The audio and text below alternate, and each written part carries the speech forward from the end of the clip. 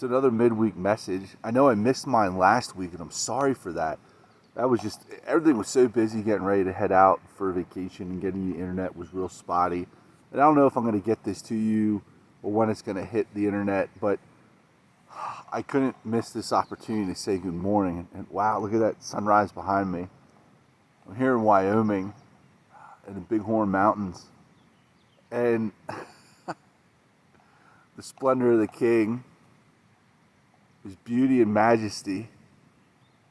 I'm just soaking it in this morning and having this realization of how beautiful and wonderful it is this morning. So I just wanted to share this with you, that if you're not finding time to get away, do it. I'm a huge fan of it.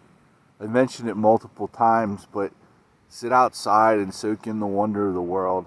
I've seen such beautiful things of the Lord so far, just in seeing his handiwork in the mountains and how nature has been crafted and things have been set in motion with animals. Just yesterday I caught my first 2 trout in Wyoming on a fly rod that my dear friend Dick Fox had made for me. And I look around here, and then we see a mother moose with her baby and a couple other moose last night. And then on top of it, it snowed here this morning. Or last night it snowed around the campfire with my family, and I was soaking in all these things. And I just, it was so beautiful last night into today. And just being out here where there's no internet connections, no cell phone service, nothing to interrupt. And the noise goes away. I found it interesting when we talk about getting rid of the noise. You know, Jesus would go off to quiet places and sit. And I always understood that. But I want to share with you some illustrations that I had from this past week that was really interesting. One, we were riding in the car, and we were playing a trivia game on Alexa called Common Knowledge. And the question was about white noise, and that a loud crowd becomes white noise. Well, even on one of our first campsites that we stopped at, was like 2, the cicadas were out. Loud as all can be. Super loud. I mean, so loud. And it was like obnoxious loud. But then eventually it became white noise. Now what's interesting here is there is no white noise. There is no constant buzz that's in our ears. And I wonder if sometimes in our society we've created a lot of extra space for white noise. I wonder if we get so used to the notifications on the phones and the text messages, the blasts, the emails. I wonder if we got so used to texting and messaging people that maybe we need to break away from that white noise. You know, Jesus went multiple times in quiet and solitude, or even he would take a couple disciples and peel off for a little bit. And I think about this trip and how I'm peeling off with my family and how beautiful it is. And I'm so thankful to my in-laws for providing this space. I mean, they figured out this trip together, and they really had an understanding of where to go. These are places they've traveled. And it was interesting with my father-in-law yesterday. We took some time and spent, and he was able to talk to us and tell us some different places we were going to and why and what was neat about them. And even being up at Mount Rushmore and the ability for a man to be there and carve out those 14 years of a sculpture started to make me wonder what the next 14 years might look like. And you know, what happens in those 14 years, and just, there's so much things going on in my head that I'm working on unpacking.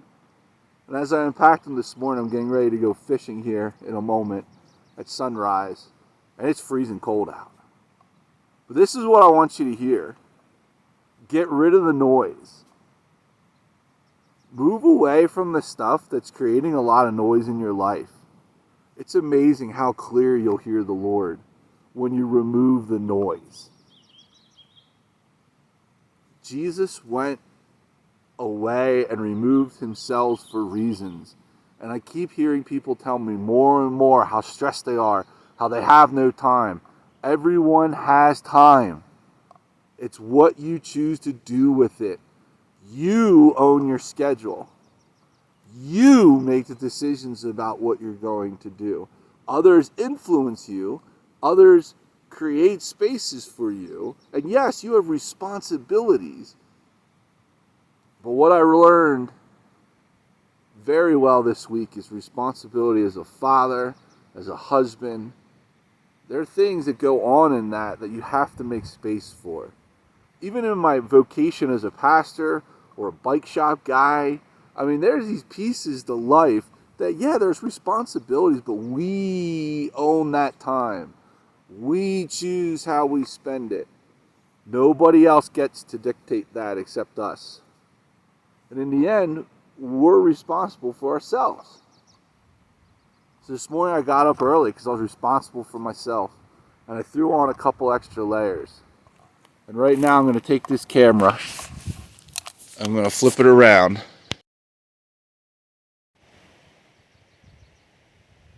But I want you to just soak in my view.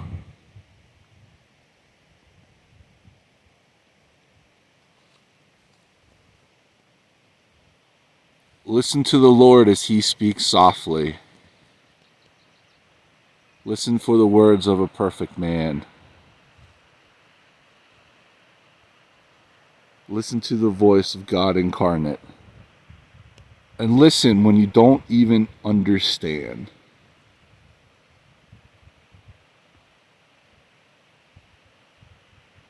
I mean, seriously, look at that sunrise.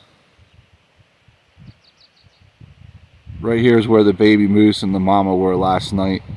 We just sat and watched in awe. But church, our God is amazing.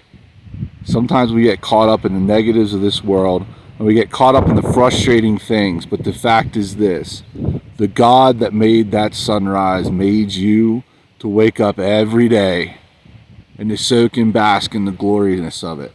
So if you're struggling, if you're trying to figure things out, and you're not able to see sunrises like this, drop me a line at sroth@llmc.org. I'm excited to see what the Lord has in store for us this coming week. I look forward to hearing tales and adventures of what the Lord is doing in your life. And thank you so much for chasing after the God that made that.